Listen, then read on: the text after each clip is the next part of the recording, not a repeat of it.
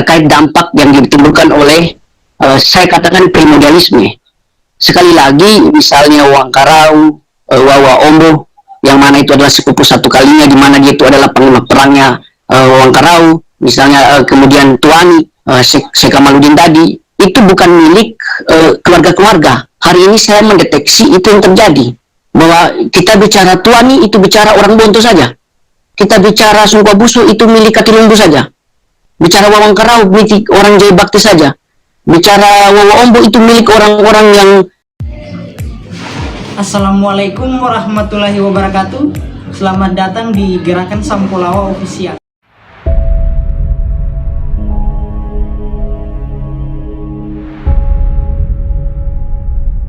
Atau tepatnya di Kabupaten Buton Selatan, itu belum pernah ada sentuhan juga, sangat miris. Sementara beliau adalah penyebar Islam pertama di Tanah Buton. Tapi langkah awal ya, marilah kita mulai dengan membangun area makam pagar Wawang Karau yang sempat terhenti sejak tahun 1981. Demikian mungkin yang bisa saya berikan. Assalamualaikum warahmatullahi wabarakatuh. Waalaikumsalam warahmatullahi wabarakatuh. Baik, terima kasih atas beberapa pandangan dan hal-hal menarik lainnya yang sudah disampaikan tadi. Jadi ada banyak sekali situs-situs sejarah yang ada di Sampolawa yang sampai hari ini barangkali belum tersentuh perlindungan dan pemanfaatan, yang saya kira ini salah satu hal yang bisa dikatakan sangat memiriskan. Tentu kegiatan semacam ini adalah salah satu bagian dari kita untuk peduli terhadap situs-situs sejarah sebagai bagian dari kehidupan kita hari ini yang telah diletakkan oleh para leluhur, baik itu dari segi keadaban dan keilmuan yang hari ini membuat kita bisa ada dan hidup di Sampolawa. Tadi kira udah sumber kira cukup mewakili. Tadi sudah ada pertanyaan yang disampaikan oleh Maulana Basal. Sebelum saya beri kesempatan ke Hadis Kebudayaan beliau, saya beri kesempatan selanjutnya kepada teman-teman yang lain. Saya kira dua pertanyaan tambahan agar bisa dijawab sekaligus oleh kepada teman-teman peserta webinar. Jika ada yang mengalami pertanyaan, sekiranya kesempatan yang baik memberikan gagasan pada hal yang telah dipertanyakan, saya beri kesempatan.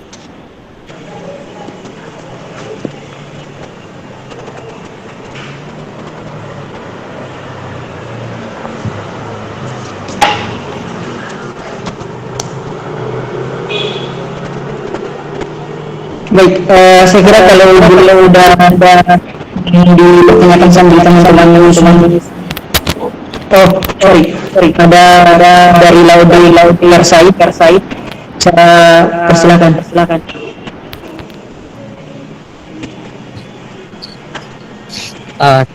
Assalamualaikum. Terima kasih kesempatan yang diberikan kepada saya. Di sini saya langsung saja tentang masalah dana pariwisata. Nah, sebelumnya saya ingin sedikit bercerita. Salah satu teman saya yang di universitas sama dengan saya kemarin mempunyai penelitian tentang pariwisata dan budaya. Di situ dia membahas tentang masalah dana, pokoknya yang berkaitan tentang pariwisata. Nah, dari tanggapan materi tadi Pak Udin tentang masalah anggaran, kalau di Surabaya sendiri di sini tiap tahun itu untuk anggaran cagar budaya dan pariwisata itu selalu ada.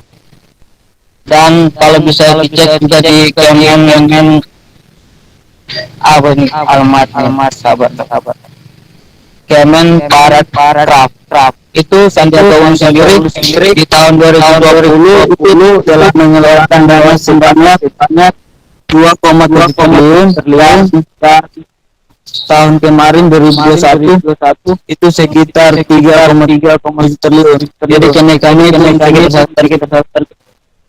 Itu saya kurang tahu juga itu disebarluaskan untuk seluruh Indonesia atau hanya beberapa wisata. Nah, mungkin saran saya mungkin kita bisa ajukan proposal di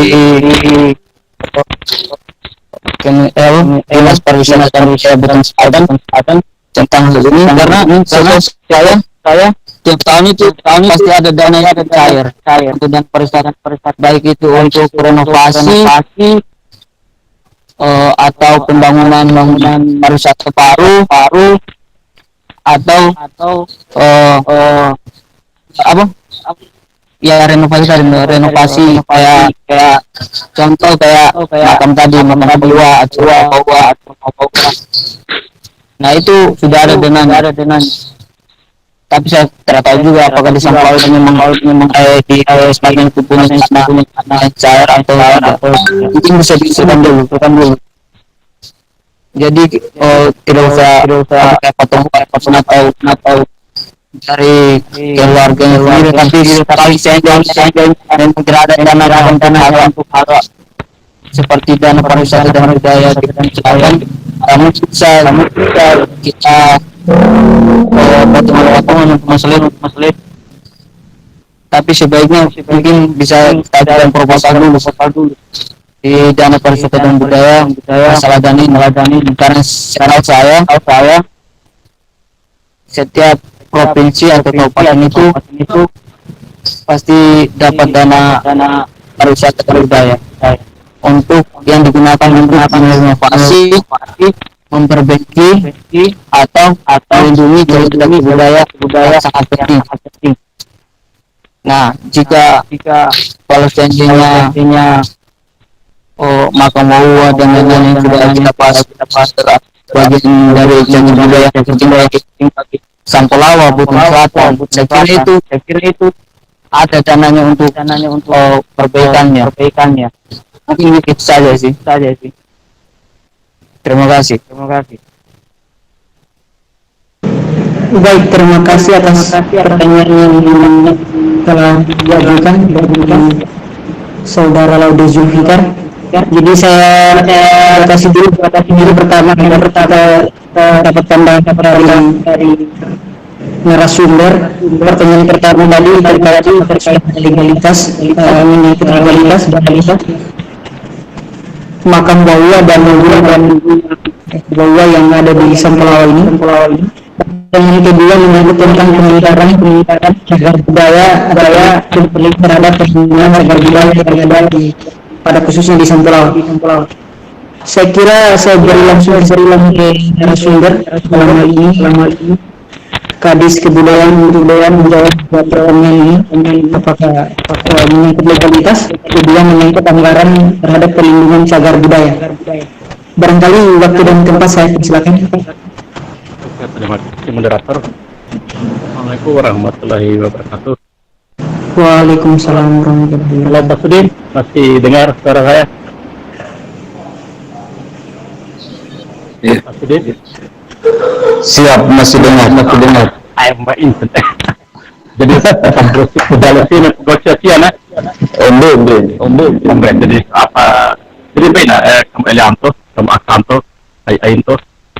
Jadi berkaitan dengan legalitas cagar budaya khususnya makam Bawang Terau dan rumah Wawa, perlu kami sampaikan bahwa hari ini Dinas Kebudayaan lagi gencar-gencar untuk menata. Maka ada barang nombor Samsung ayu atau ada data berkaitan seperti benteng di oleh Pak Nazarin tadi. Kalau ada data itu mungkin berikan kami ke Dinas Kebudayaan, karena kami mulai bulan 10 ini sudah mulai terjun ke lapangan dari 7 kecamatan untuk mendata yang bisa kami jangkau, untuk melengkapi atau menambah data yang setara di Dinas Kebudayaan.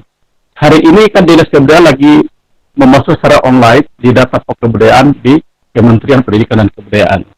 Jadi data tolong berikan kepada kami supaya kami tinggal mengcross-check terhadap informasi yang diberikan kepada kami di Dinas Kebudayaan.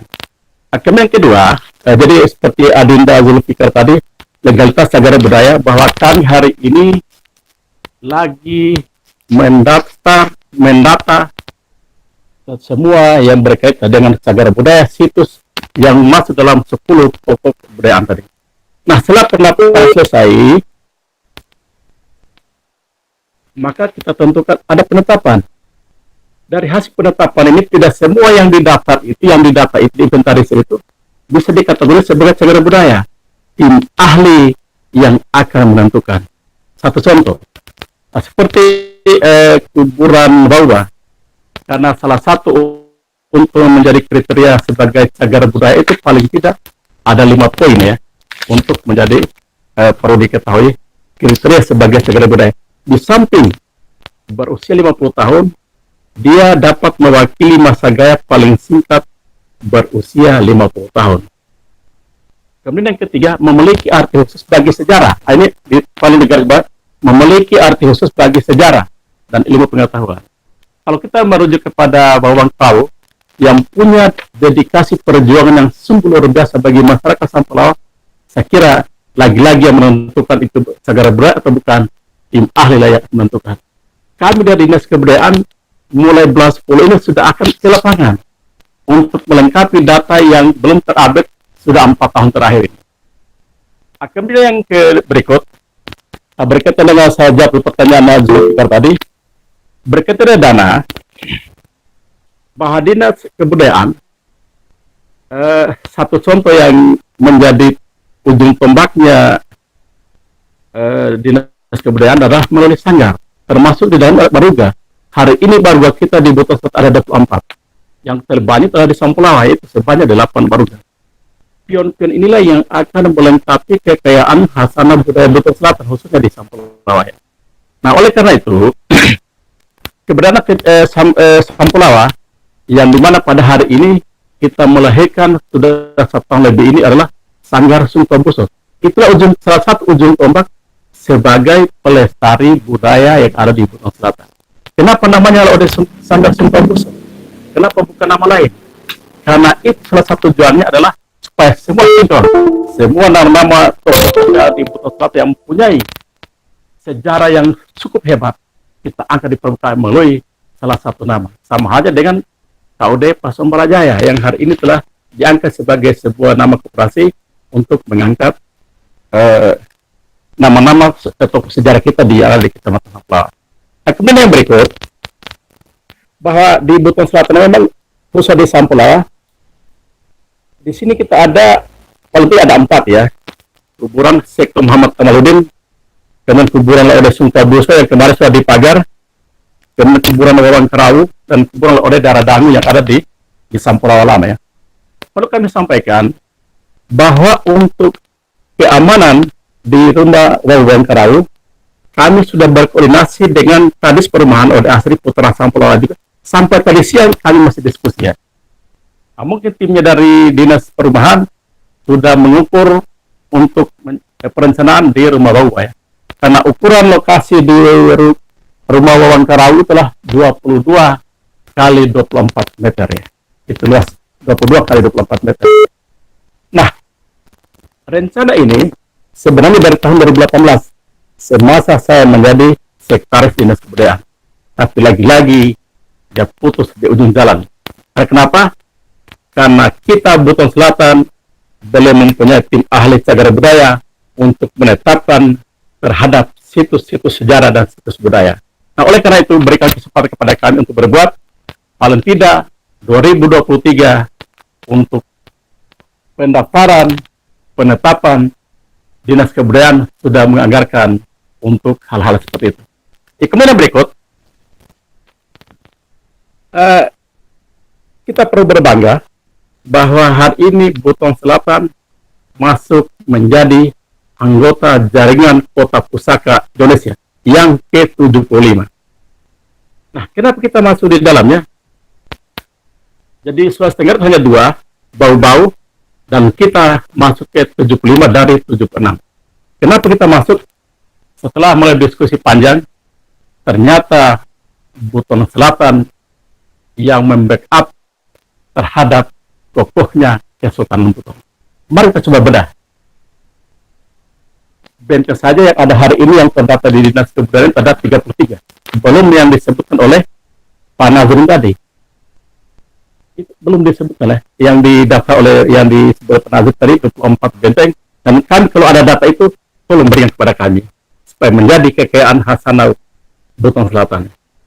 Ya, kemudian yang berikut, kalau ada nama benteng atau apa saja yang berkaitan situs budaya, tolong berikan deskripsi. Kendala kami di lapangan atau pada saat kami mengusulkan sebagai satu kesatuan dalam penetapan cagar budaya, terkendala pada deskripsi terhadap toko ataupun nama yang ada dalam persiapan cagar budaya. Oleh karena itu, adik-adik dari SM ini kami sangat berbangga bahwa melalui forum ini atau ada dari mahasiswa ini atau dari forum gerakan mahasiswa Sampulawar Mengajar, tolong bantu kami kalau ada data seperti itu, lengkapi dengan deskripsinya supaya menjadi satu kesatuan untuk memudahkan tim dalam hal penetapan. Karena seperti apa saya katakan tadi, bahwa dia harus mempunyai nilai-nilai yang mempunyai arti khusus bagi sejarah dan ilmu pengetahuan. Kemudian yang terakhir, jadi bersama kita Sampulawar, memang kita harus bersatu ya. Dan kita harus selalu memberikan informasi. Jangan sampai informasinya setengah-setengah atau informasinya tidak akurat sehingga akan memberikan dampak pada saat penetapan. Oleh karena itu, saya selaku Kades Kebudayaan tetap menunggu informasi-informasi dari rekan-rekan semua untuk kelengkapan pendaftaran pencatatan yang ada di Dinas Kebudayaan Kabupaten Selatan. Kami tetap menunggu, apalagi timnya Dinas Kebudayaan hanya PNS hanya 8 orang untuk dibantu oleh 6 magang. Andaikan tidak ada 6 magang, mungkin kami juga akan kesulitan untuk turun di lapangan. Oleh karena itu, informasi dari kita semua sangat diharapkan untuk menuju Buton Selatan yang kita dambakan, khususnya Sampulawar yang beradat, karena adabu sehingga dimanapun kita berada, kita harus selalu berbangga bahwa kita adalah orang Sampulawar yang punya etika, kapabilitas untuk maju ini bangsa dan negara kita, khususnya di Buton Selatan. Dan sementara demikian, Assalamualaikum warahmatullahi wabarakatuh. Terima kasih. Waalaikumsalam warahmatullahi wabarakatuh. Waalaikumsalam warahmatullahi wabarakatuh. Sangat menarik apa yang sudah disampaikan oleh Kadis Kebudayaan tadi terkait dengan progres yang sudah dilakukan oleh Dinas Kebudayaan dalam hal ini perlindungan terhadap lingkungan daerah. Kami sangat mengapresiasi yang sudah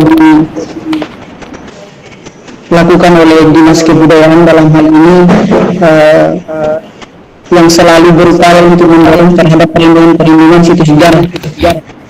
Kami dari Gerakan Sampulawar Mengajar sesungguhnya juga mengundang salah seorang narasumber juga, Raden, karena beliau ini hari ini sedang menyusun perjuangan Laudi Pasumbala, dan kami di Gerakan Sampulawar Mengajar terlibat juga dalam membantu Pak Raden untuk pencarian data-data terkait yang barangkali insya Allah teman-teman buku yang ditulis oleh Pak Raden yang sedang digencarkan untuk ditambah data-data tentang pengadu Pasumbala sejarah selesaikan, karena ada beberapa hal yang barangkali perlu dilakukan dalam hal ini terkait dengan keabsahan data yang sejarah di Pasumbala di Sampulawar pada umumnya. Jadi saya kira kami juga dari siap dilibatkan jika ada hal pencarian terhadap data yang barangkali bisa kami berikan sumbangan dan penelitian kecil juga menyerahkan ke tempat-tempat yang kami anggap sebagai salah untuk bisa ditelusuri sebagai bagian dari keutuhan sejarah perjuangan Nahdlatul. Barangkali itu di kesempatan kita teman-teman yang lain coba ada yang ini untuk menanggapi beberapa hal yang sudah disampaikan oleh Kepala Dinas Kebudayaan dengan sangat baik tadi. Kepada Pak Nazrin yang sudah menyampaikan, saya persilakan. Terima kasih. Kedua kalinya untuk diberikan kepada saya. Hari untuk sekarang saya bertanya ke Pak Ilyas ya, dan bersama tadi alhamdulillah mengenai makan si Kamaludi Wani, apakah makan beliau dan beliau dalam itu sumur tua yang ada di pinggir jalan. Saya pikir perlu dimasukkan ke dalam budaya untuk ditelaah karena sejarah mencatat bahwa bentuknya kampung karena peninggalan ini yang diberikan oleh Kamaludin. Jadi sebelumnya kan arah kali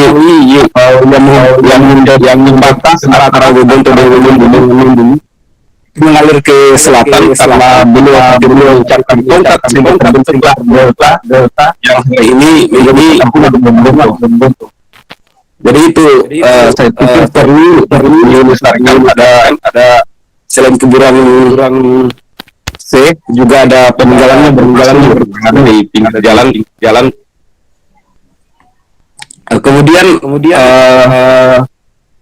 selanjutnya mengenai cerita rakyat, saya pikir perlu dikembangkan oleh penulis lokal untuk menceritakan kembali cerita apa yang ada di Sampelawa atau pada umumnya Butong Selatan untuk dibukukan. Kalau kemarin saya di mereka berhasil mengambil cerita rakyat meskipun berupa legenda atau mitos, saya pikir perlu belum ada pembuktian kebenarannya. Minimal telah diberikan gambaran bagaimana perjuangan mereka, termasuk lulusan misalkan sejarah atau sejarah Kamaludin tadi disebut kalau di Garantanu ataupun yang lain sifat lokal di desa atau di kelurahan yang ada di khususnya di Sampelawa. Untuk mengenai data 24 Benteng yang saya sebutkan tadi, data itu saya juga masih menarik paparan aliran waktu itu di gedung Tuani saat itu punya pertemuan langsung yang dilakukan oleh GSM itu disebutkan sampai menceritakan bahwa beliau langsung di lapangan betul keberadaan gunung tersebut. Jadi nanti mohon permukaan dari GSM untuk mengadakan pilar dalam bagaimana pencarian lokasi-lokasi benteng tersebut supaya dijadikan sebagai data kepada pemerintah Butong Selatan. Kemudian di jika ada musrembang atau bentukan ya juga salah satunya peninggalan situs budaya khususnya makan C dan peninggalan C karena ini pesanan khusus dari ya tanda kutip kita bilang dari Wawang Tanau. Beliau kalau bertemu di dalam area kebetulan selalu diminta juga untuk memperhatikan makan C. Demikian mungkin yang bisa saya berikan. Assalamualaikum warahmatullahi wabarakatuh. Waalaikumsalam. Assalamualaikum warahmatullahi wabarakatuh. Sebelum salib, Iya Pak, iya Pak. jadi saya mohon maaf teman-teman yang lain. Jadi Pak Nazrin, kalau umpamanya ada deskripsi berkaitan dengan Muhammad Kamaludin, termasuk sumur tua, berikan kami deskripsi ya. Yang kami tahu hari ini terhadap ketokohan Syekh Muhammad Kamaludin, yang konon ceritanya raja dari Malaysia. Kalau ada deskripsi yang kami tahu hari ini hanya baru sebatas bahwa dulu jembatan untuk mengarah ke arah selatan di depannya kantor camat. Karena ilmunya beliau melalui tongkatnya, Pak Polri langsung menuju ke area seperti pada hari ini. Nah, kemudian kedua, untuk mengangkat citra dua tokoh besar ini, kami dari Dinas Kebudayaan pada saat nanti Rakernas Jaringan Kota Pusaka Indonesia pada tanggal 1 sampai 5 November di Palembang, kami mengusung sinopsis dua tokoh, yaitu Syekh Tun Muhammad Kamaludin dan Syekh Abdul Wahid Al-Fatani. Kenapa kami angkat ini? Karena ini menjadi legenda-legenda atau tokoh besar yang diketahui oleh mancanegara. Karena ini Syekh Al-Fatani sudah berada tokoh-tokoh dari luar, termasuk Syekh Muhammad Kamaludin dari Malaysia. Ini kan kami coba angkat karena pertemuan dari 76 kabupaten kota se-Indonesia itu enak terjual untuk mengangkat terhadap bahwa Syekh Muhammad Kamaludin, raja dari Malaysia, ada di Sampulawa. Ini adalah secara terletak dalam promo untuk pariwisata ini. Untuk pemanfaatan, ternyata kuburan itu bisa bermanfaat untuk pengembangan kreativitas bagi kesejahteraan masyarakat. Itu yang kita coba angkat nanti pada saat Jaringan Kota Pusaka Indonesia di Palembang tanggal 1 sampai tanggal 5 November 2022 ini. Demikian Pak Nazrin. Terima kasih. Terima kasih. Baik, terima kasih atas jawaban yang sudah disampaikan oleh Kepala Dinas Kebudayaan. Saya kira sangat banyak hal yang disampaikan dan tentu menunjuk keterlibatan kita seluruhnya untuk membantu kerja-kerja dalam hal ini. Barangkali ada data-data yang bisa kita beri, ada data-data yang bisa kita kumpulkan, bisa diajukan atau untuk bisa diberikan kepada Dinas Kebudayaan untuk menindaklanjuti yang bisa dilakukan perlindungan terhadap situs sejarah. Selanjutnya saya kira masih bisa satu atau dua yang saya beri silakan kepada teman-teman barangkali ada hal yang masih disampaikan kepada seluruh peserta webinar. Waktu dan tempat saya persilakan.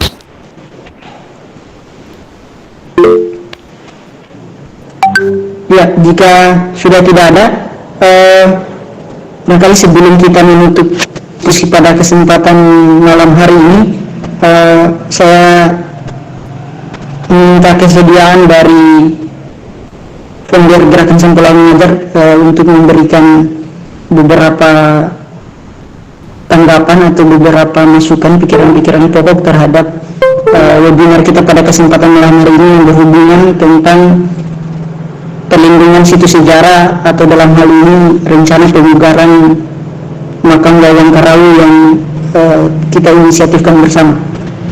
Kepada saudara Insan Al-Arif, barangkali sebagai founder GSM saya beri waktu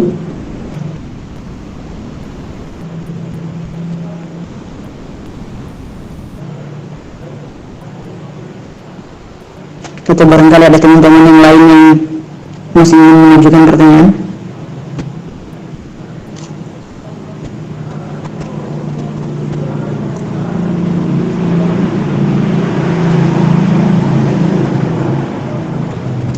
Sekali lagi kepada saudara Insan Al-Arif, founder GSM yang hadir juga pada kesempatan malam hari ini, barangkali bisa menunjukkan beberapa hal yang saya kira juga perlu kita dengarkan pada kesempatan malam hari ini.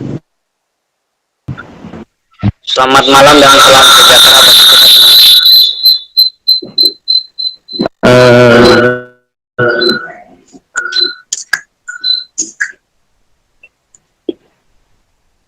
Jadi mengenai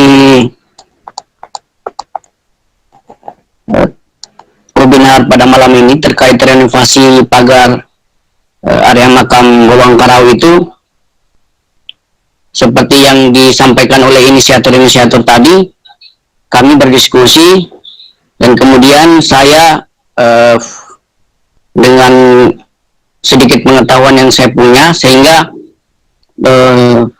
kemudian kita gambar itu pagar itu, sudah kita gambar, sudah diukur kemarin, kita sudah berkolaborasi dengan adik-adik yang anak-anak SMA, anak-anak GSM, kader-kader GSM yang SMA, kemudian mereka mengukur dan memberikan datanya kepada saya, dan telah saya gambar, dan kemudian telah juga saya hitung anggarannya. Kemarin itu kalau kita pakai anggaran-anggaran standar-standar PU, misalnya itu 370-an juta.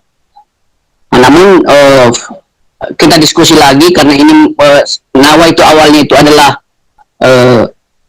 jalan sendiri begitu, baik itu keturunannya dari darah atau dari sanatnya, karena Wawang Karau kita tahu bukan adalah milik keluarga tetapi milik seluruh warga Buton ketika itu, karena biar bagaimanapun dari peristiwa seperti sejarah yang telah ditertulis, tanpa Wawang Karau itu tidak mungkin ada kita hari ini, karena ketika itu Puta Kebodiannya sudah mau menyerahkan tanah Buton ke Sultan Ternate. Jadi tanpa perjuangan beliau, kalau tidak kita hari ini tidak ada. Jadi bagi saya pribadi, Wawang Karau itu adalah bukan milik keluarga, bukan milik hanya darah yang punya darah untuk dengan kepada beliau, tetapi milik kita bersama warga Buton, karena dia adalah pahlawan negeri Buton ketika itu. Jadi anggaran untuk terendahnya itu sekitar 157 juta. Nah, jadi kemudian barangkali saya juga ingin menyampaikan bahwa kami sadar bahwa sebelum masuk kepada karya, kami harus menyusun narasi-narasi. Jadi narasi-narasi yang kami mulai angkat, mulai dari mengangkat sejarah-sejarah Sampolawa yang kita harus akui bahwa barangkali orang-orang di Bobau tahu atau di luar Sampolawa tahu, tetapi di dalam Sampolawa sendiri sejarah itu terkubur. Nah, itu kita harus akui, karena saya sudah berdiskusi dengan banyak orang tua, mereka bahkan hanya sepotong-sepotong, padahal usianya jauh melampaui kami yang anak-anak muda ini.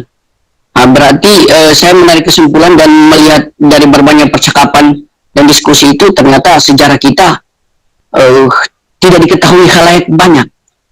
Jadi saya mendeteksi wajar kalau terjadi krisis identitas, karena sekali lagi berulang kali saya sampaikan di webinar-webinar sebelumnya, untuk menghancurkan sebuah negeri itu tidak usah panjang lebar minuman-minuman keras atau narkoba, itu terlalu canggih, tetapi buat saja daerah itu tidak mengetahui kearifan lokalnya, tidak mengetahui sidik jarinya, secara otomatis negeri itu tidak akan mengetahui jenis seperti yang disampaikan oleh budayawan Buton juga. Kalau kita bisa berujung pada jaga diri, itu barangkali ajaran-ajaran yang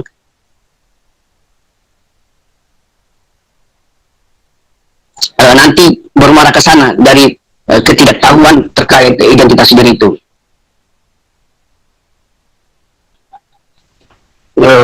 Kemudian berkaitan dengan Syekh Kamaluddin tadi, saya melihat di sini ada barangkali ini analisis ya, bisa benar bisa salah, terkait dampak yang ditimbulkan oleh saya katakan primordialisme. Sekali lagi, misalnya Wawang Karau, Wawa Ombo, yang mana itu adalah sepupu satu kalinya, di mana dia itu adalah panglima perangnya Wawang Karau, misalnya kemudian Tuani, Syekh Kamaluddin tadi, itu bukan milik keluarga-keluarga. Hari ini saya mendeteksi itu yang terjadi, bahwa kita bicara Tuani itu bicara orang Bonto saja, kita bicara Sungkow Busu itu milik Katilumbu saja, bicara Wawang Karau milik orang Jaya Bakti saja, bicara Wawa Ombo itu milik orang-orang yang bersanad dengan Wa Obo saja. Jadi itu yang saya mendeteksi diam-diam ternyata menyusup ke dalam benak kita. Misalnya begini, sehingga saya setelah mencari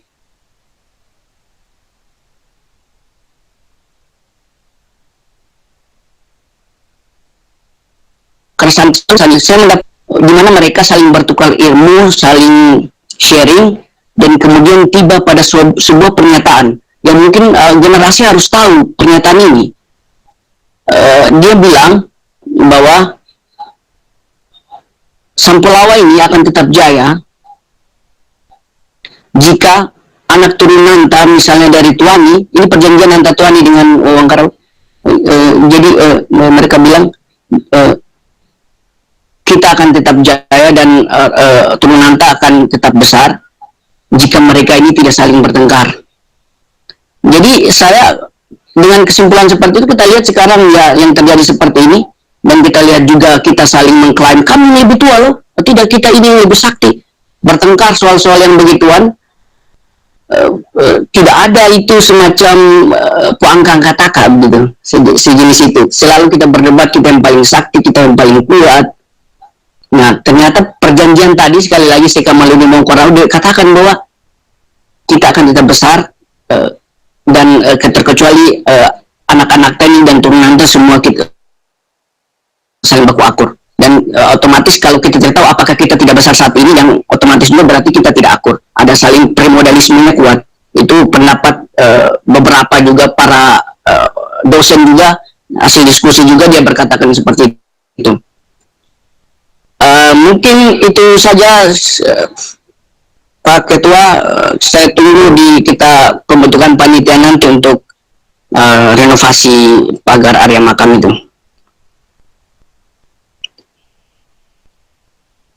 Baik, terima kasih atas beberapa masukan, beberapa tanggapan yang disampaikan oleh Insan Arif selaku founder GSM pada kesempatan malam hari ini turut bergabung dalam webinar.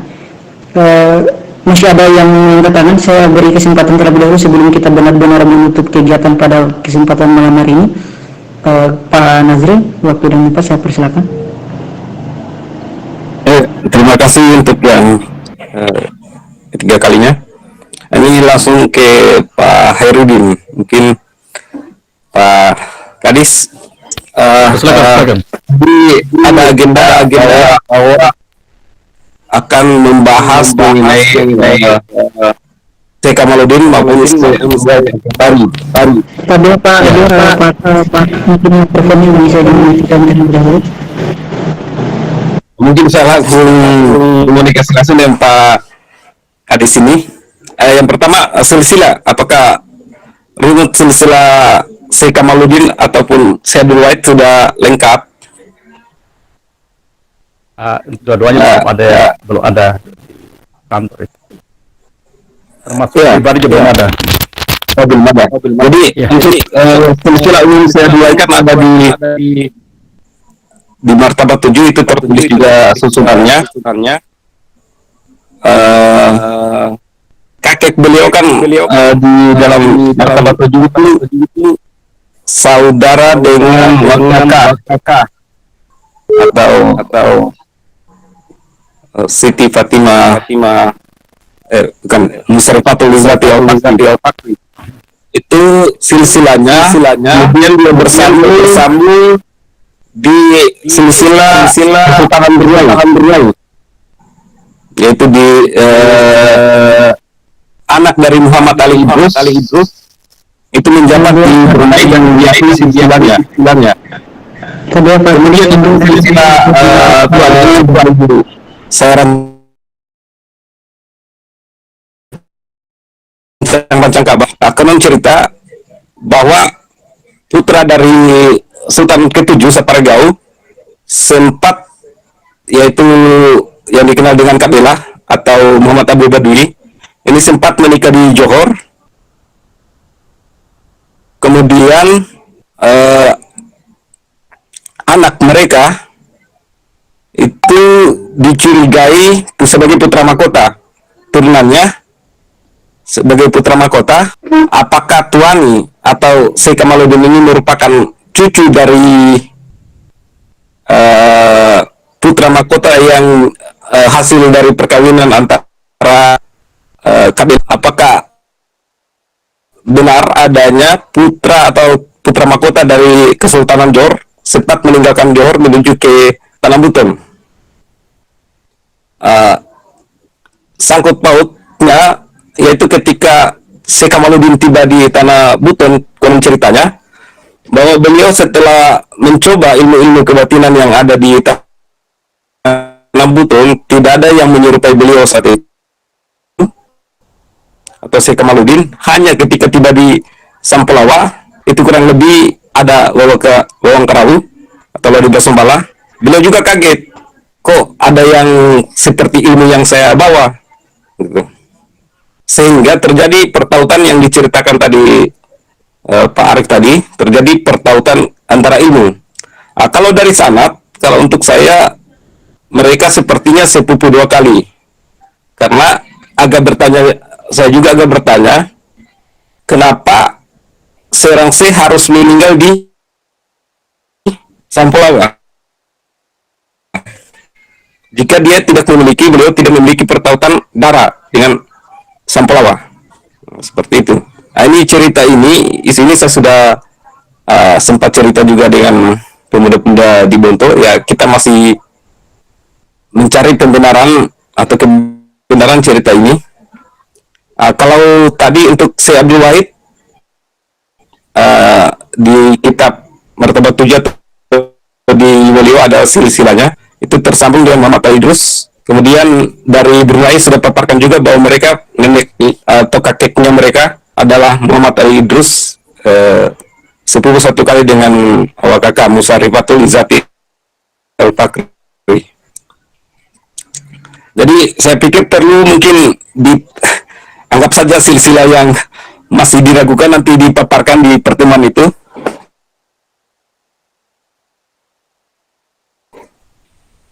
Saya kira begitu saya Pak. Assalamualaikum warahmatullahi wabarakatuh. Langsung dulu ya.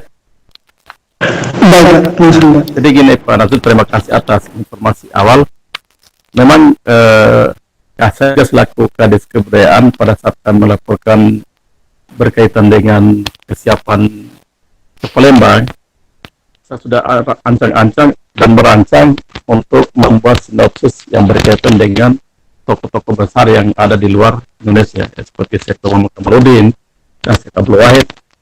Yang menjadi kendala hari ini, kalau Syekh Abdul Wahid ini kan sudah sinopsis sudah lengkap, tinggal Syekh Muhammad Kamaluddin ini yang saya masih mencari referensi untuk menguatkan pada saat pembuatan sinopsis, termasuk dari silsilah tadi, karena ini ada kadang juga dari Malaysia, kadang dari Brunei. Ini di lain sisi ada menyebut Brunei, di lain sisi ada menyebut Malaysia. Ini tetap cross check ya. Kalau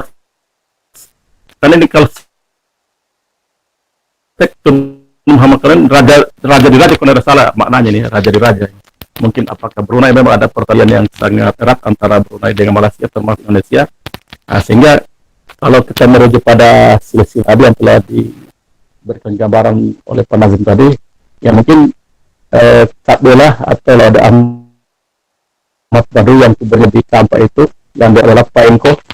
Ini jelas kita harus merujuk dari kronologis waktu ini untuk mencocokkan tahun berapa keberadaan Pak Sumbala dan berapa keberadaan Syekh Muhammad Kamaluddin. Sehingga dari kronologis waktu itu, apakah mereka ini satu angkatan atau beda angkatan atau jauh sekali angkatannya, ini harus dicocokkan dari sisi masalah tahun. Saya kira untuk sementara demikian. Tetap harapkan Pak Nazrin nanti bisa ambil WA saya kalau ada informasi berkaitan deskripsi kedua tokoh itu, Syekh Muhammad Kamaluddin. Mungkin bisa melalui WA saja kita berkomunikasi. Oke, demikian. Assalamualaikum warahmatullahi wabarakatuh. Waalaikumsalam warahmatullahi wabarakatuh.